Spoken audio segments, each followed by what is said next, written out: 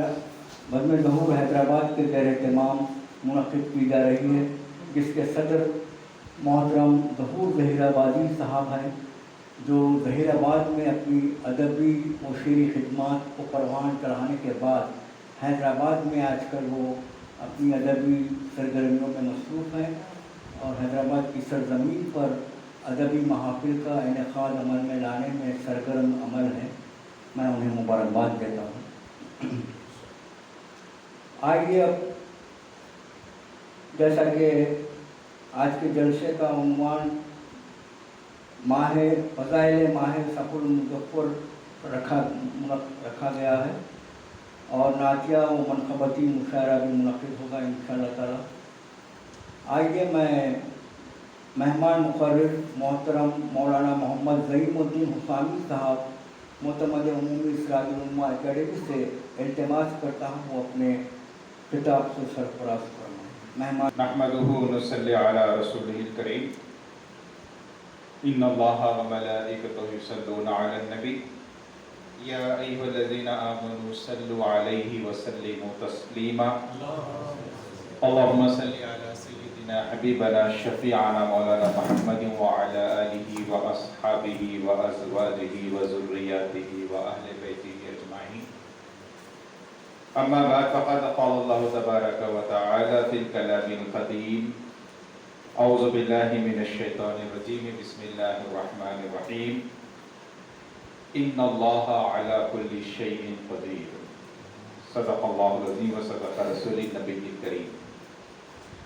काबिल इज़्ज़त एहतराम सदर इजलास आली जनाब क़ाज़ी सिराजुद्दीन रज़वी साहब दामद बरकातुहुम व मद्दज़िल्लहुल आली और मौलाना मुहम्मद हिलाल आज़मी साहब और आज के नौशा ज़हीरुद्दीन साहब, जिनकी तहनीत में हम यहाँ पर सब जमा हुए हैं, और काबिल इज़्ज़त एहतराम सामईन इकराम, शोरा इकराम और दाई महफिल ज़हूर ज़हीराबादी साहब, अल्लाह तबारक व तआला हम सब की मेहनतों को कबूल फरमाए, हमें अल्लाह इत्तिहाद पैदा फरमाए और दीनी जलसों को अहमियत देने की अल्लाह ताला हमें नेक तौफीक अता फरमाए।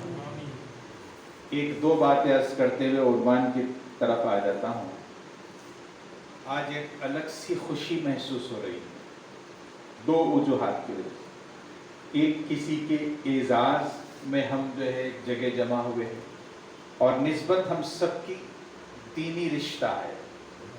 एक अहले इल्म की ताज़ियत में, यानी उनकी ताज़ीम में हम जमा हुए हैं, और दूसरी बात, मुख्तसर सी दावत नामे पर सब जमा हो गए। अगर ये इत्तिहाद और ये खुलूस अगर हमारे दिलों में पैदा हो जाए तो फिर दुनिया देखेगी कि एक हो जाए तो बन सकते हैं खुर्शीद व कमर, वरना इन बिखरे हुए सितारों से क्या बात है। एक छोटी सी महफिल है ज़रूर, लेकिन इसमें इखलास बहुत ज़्यादा दिख रहा है। देखिए, नाम में ज़रा सा ऊंच नीच हो जाए तो लोग जो है मुँह नाक चढ़ाना शुरू कर देते हैं। यहाँ तो सिर्फ फ़ोन कॉल, फिर ऊपर से जो है थोड़ा सा जो है फाइनर, जिसकी कोई ज़्यादा अहमियत तो नहीं, असल शिरकत की अहमियत है, मगर एक दावतनामे का एक तरीक़ेकार है, मगर आगे। और हमारे परसों भी आपकी भी कभी महसूस हुई सैयद साहब की, मकबूल साहब के मकान पे।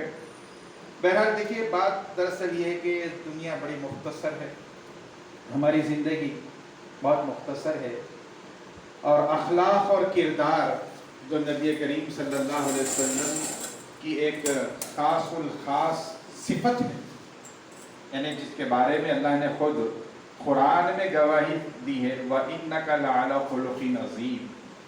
ये मेरे आका सैयदुल मुरसलीन सल्लल्लाहु अलैहि वसल्लम की ये इतनी सादगी की मिजाज थी।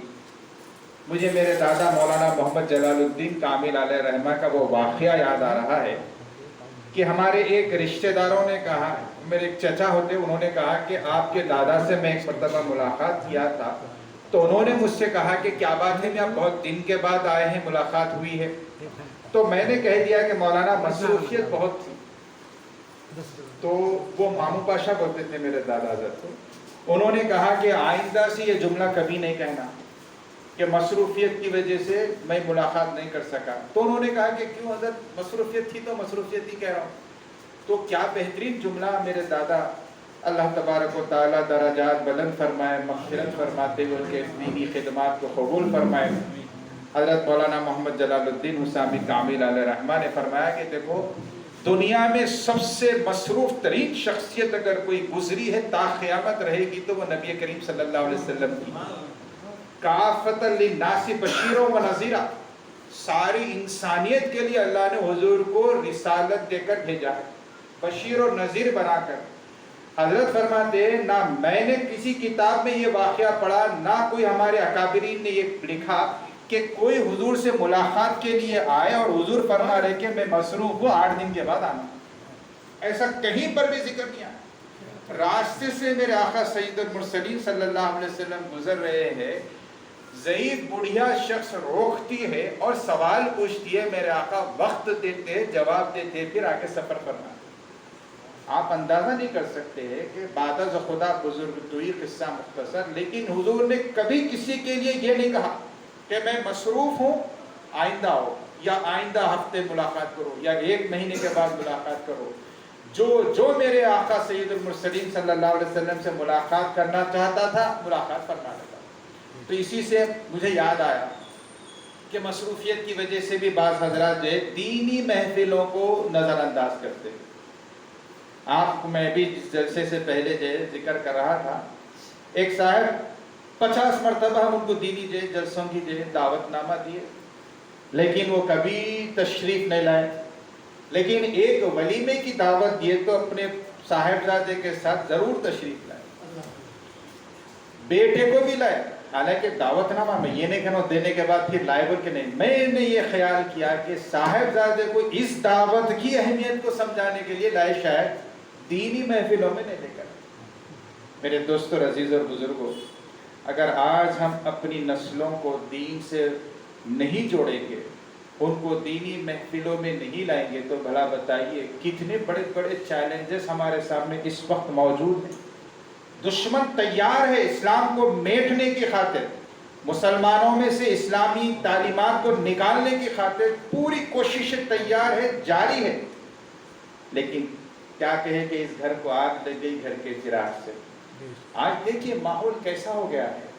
ایک مقام پر بہت پہلے کی بات ہے، جمعے کی نماز کے بعد اعلان کر دیا گیا ہے کہ یہاں پر جو ہے مغرب سے عشاء تک معمر حضرات کے لیے دینی تعلیم کا انتظام ہے. جو ایجڈ ہے، جو ریٹائرڈ ہو گئے ہیں 60 70 80 سال کی عمر کے، تو ایک دم میرے دل میں خیال آیا یہ اعلان عام ہو گیا، معلوم نہیں کتنے لوگ آ جائیں گے، لوگ سنبھال سکیں گے یا نہیں سنبھال سکیں گے. ایک میں سمجھتا ہوں 12-15 دن کے بعد پھر اسی مسجد میں جا کے وہاں کے ذمہ دار صاحب سے پوچھا کیا ہوا وہ اعلان کا. بولے 3 دن تک کوئی نہیں آئے. چوتھے 5ویں دن 2 بزرگ آئے، وہ بھی بیزار ہو کے چلے گئے.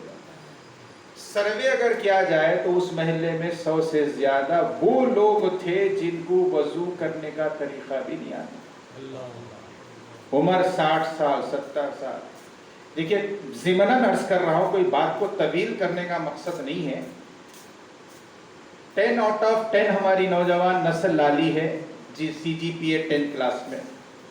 ایک سروے کے مطابق میں آپ کو بتا رہا ہوں کہ وہ بچے جو 10 آؤٹ آف 10 لائے ہیں SSC ایگزام میں، ان سے پوچھا گیا کہ 10 عشرہ مبشرہ کے نام بتا دو. آپ دنیاوی اعتبار سے، تعلیمی اعتبار سے تو آپ 10 آؤٹ آف 10، یعنی ایک سنگل مائنیوٹ مسٹیک بھی نہیں کرے. 100 میں سے 100 نشانات لیے پورے سبجیکٹس میں. بس آپ اتنے لائق، اتنے ذہین، اتنے جو ہے اچھے طالب علم ہیں.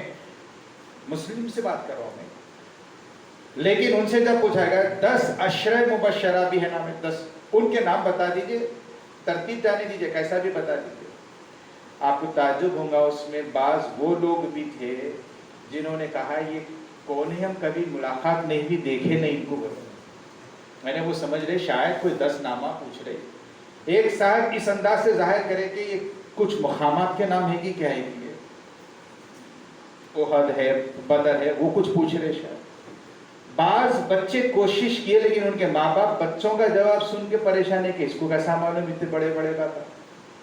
میرے دوستوں بزرگوں یہ حقیقت ہے آج کی. حالات چپکے ایسے نہیں ہوئے, ہم نے خود اپنی اولاد کو دین سے دور رکھا ہے. میں جو ایک تلخ حقیقت بتا رہا ہوں, کسی پہ کوئی ٹارگٹ نہیں, کوئی یہ مت سمجھے کہ آپ فلاں صاحب کو بول رہے یا فلاں. میں خود اپنے آپ سے بھی مخاطب. آپ بتلائیے دینی محفلوں میں اگر نہیں آئیں گے تو دین کب سیکھیں گے بچے بتائیے. ہمارا جو نظام ہے تعلیم ہے عصری تعلیم کا, اس میں تو آہستہ آہستہ آہستہ سے اردو ہی غائب ہو گئی. اردو کی روٹی روزی کھانے والے اپنی اولاد کو اردو نہیں پڑھا رہے. کئی لوگوں کو میں نے کہا کہ آپ اردو ہیڈ ماسٹر ہے اسکول کے, اردو ٹیچر ہے, آپ کا بچے کو اردو میڈیم نہیں پڑھا, میں اردو پڑھنے لکھنے آتا کیا؟ جی نہیں آتا. تعجب کی بات یہ کہ ایک مقام پر میں جو ہے نام نہیں لے رہا ہوں اس مقام کا, وہاں پر چند بچے اردو کے جو ایگزام جو پاس کر کے داخلہ لے لیے تو معلوم ہوا کہ یہ جعلی سرٹیفکیٹس ہیں ان کے. تو میٹنگ ہوئی, آ کے جو انویسٹیگیشن کیے تو الٹا اخبار رکھا گیا اور بچے کو کہا گیا کہ پڑھو بیٹے. تو بچہ خالی دکھانے کے لیے انگلی پھرا رہا اس کے اوپر. تو بازو والے بچے نے کونی مار کر کہا کہ پیپر الٹا ہے. تو استاد نے پوچھا تم کو کیسا معلوم؟ بولا فوٹو الٹے دکھ رہے میرے پچھلے پیشہ. اس کو بھی نہیں معلوم کیسا لکھتے کیا, فوٹو دیکھ کے پہچان کے بعد پیپر الٹا ہے. بعد میں سیدھا کرے اب پڑھو گے تو الف آر آنا با آر آنا تھا.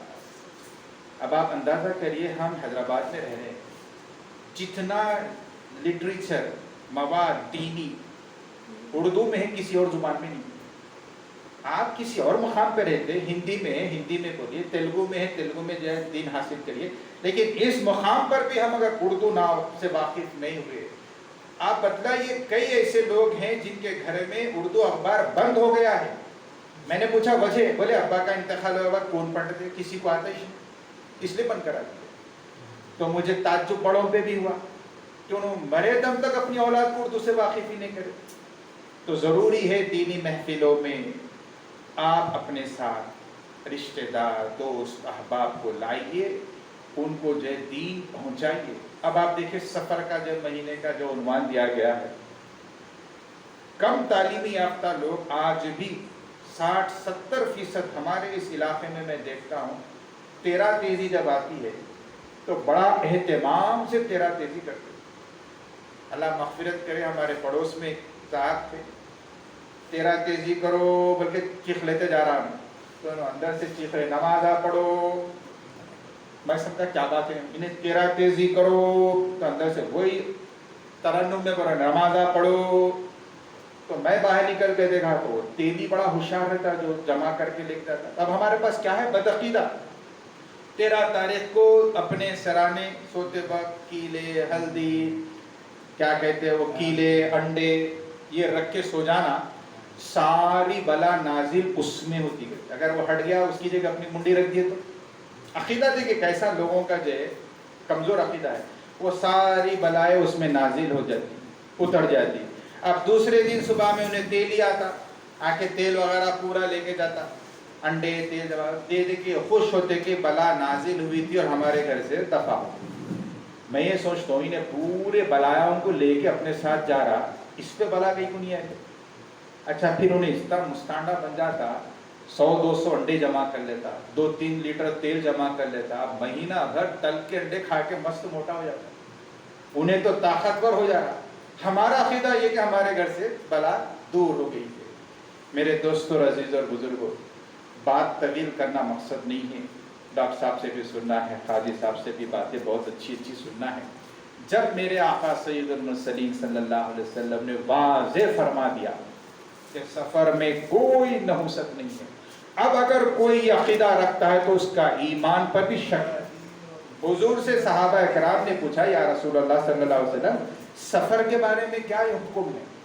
تو آپ نے فرمایا لا سفر، سفر میں کوئی نحوست نہیں، کوئی بلا نہیں۔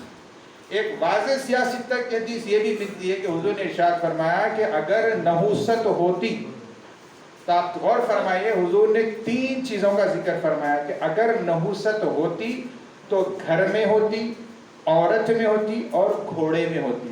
یہ آپ کو ترمذی شریف میں بھی حدیث ملے گی، سیاستہ کی احادیث میں سے آپ کو مل جائے گی۔ اب آپ غور فرمائیے، اس حدیث مبارکہ میں حضور نے اگر کا لفظ استعمال کیا۔ اگر ہوتی تو ان تینوں میں ہوتی، جب ان تینوں میں ہی نہیں ہے تو کسی چیز میں نحوست نہیں ہے۔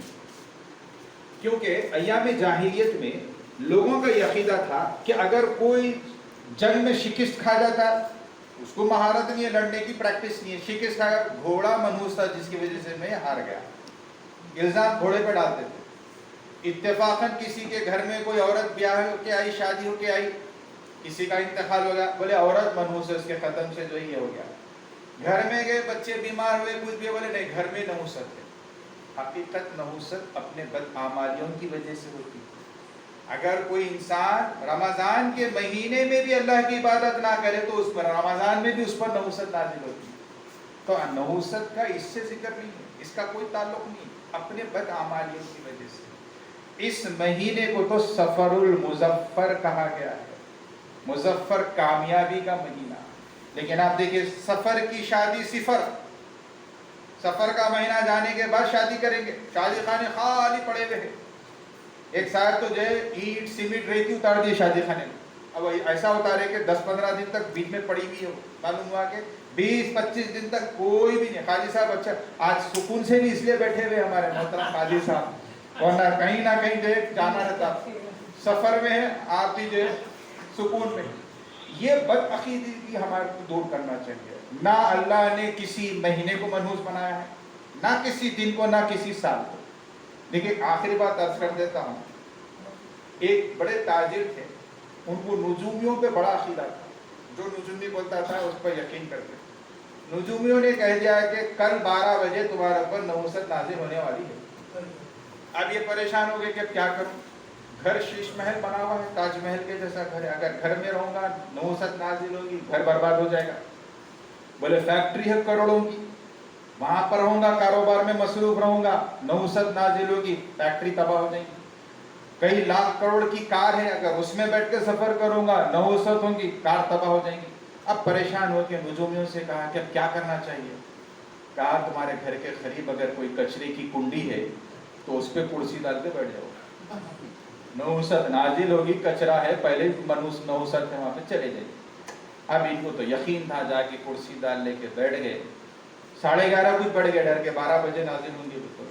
اب 12 بج گئے، 12:30 ہو گئے، 1 بج گیا۔ انہوں سمجھے یہ کچھ چکر متلی آتی ہوں گی تو سمجھ میں آتا ہوں گا، 1 بج گیا، 1:30 بج گیا، بیزار مچھرا کھجا رہے، یہ پریشانی۔ غصے میں آ کے کچھ بھی فرق نہیں ہوا، نجومیوں کو بلا کے غصے میں بولے دیکھ کیا ہے، وقت ہو گیا کیا؟ انہیں بولے کہیں کچھ بات پریشانی؟ بولے کچھ بھی نہیں ہوا نا۔ بولے کیا کرے آپ؟ 11:30 سے یہاں بیٹھا ہوں۔ بولے یہی نحوست ہے نا جی، گھر چھوڑ کے، فیکٹری چھوڑ کے، کاروبار چھوڑ کے گھوڑے پہ آگے بیٹھے تو یہی نحوست ہے نا۔ آپ 12:30 1 یا شام تک بھی بیٹھیں گے تو نحوست یہی ہے۔